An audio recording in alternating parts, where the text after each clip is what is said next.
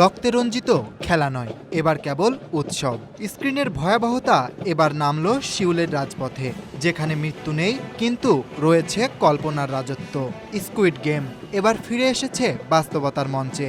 নেটফ্লিক্সের ইতিহাসে সবচেয়ে বেশি দেখা সিরিজ স্কুইড গেমের চূড়ান্ত সিজনকে সামনে রেখে শিউলের কেন্দ্রস্থলে অনুষ্ঠিত হল এক ঝলমলে প্যারেড, যা কল্পনাকে টপকে গেল বাস্তবতায়। শনিবার সন্ধ্যায় হাজারো মানুষ ভিড় করে দক্ষিণ কোরিয়ার রাজধানী সিউলের প্রাণকেন্দ্রে। সেজং দায়েরো আর সিউল প্লাজার আশেপাশের এলাকা রূপ নেয় এক বিশাল স্কুইড গেম জগতে। প্রপস আর কস্টিউমে ফুটে ওঠে সিরিজের গল্প, ছিল রক্তচক্ষু ইয়ং হি ডল, আর ছিল সেই ভয়াবহ রেড লাইট গ্রিন লাইট খেলার অনুকরণ।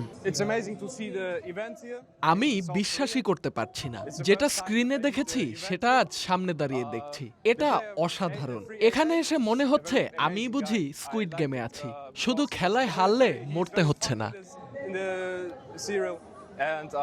প্যারেডের পর আয়োজন হয় লাইভ ফ্যান ইভেন্ট। উপস্থিত ছিলেন স্কুইড গেমের পরিচালক হোয়াং ডং হিউক এবং দুই তারকা অভিনেতা লি জং জে ও লি বিউং হন। ভক্তদের উদ্দেশ্যে কৃতজ্ঞতা প্রকাশ করেন তারা।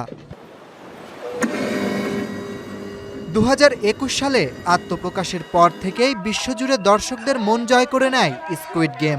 মাত্র 4 সপ্তাহে এটি দেখে 142 মিলিয়নেরও বেশি দর্শক, যা একে নেটফ্লিক্সের ইতিহাসে সবচেয়ে বেশি দেখা শো হিসেবে জায়গা করে দেয়। তবে এই বিশাল আয়োজনে কিছুটা ভোগান্তিও হয়েছে নগরবাসীর। প্যারেড চলাকালে বন্ধ রাখা হয় বেশ কিছু প্রধান সড়ক, সৃষ্টি হয় ট্রাফিক জ্যাম। আয়োজকরা জানিয়েছেন, কেবল সিউল নয়, বিশ্বের আরও বড় শহরে এমন প্যারেড আয়োজনের পরিকল্পনা রয়েছে। Dhaka express desk report.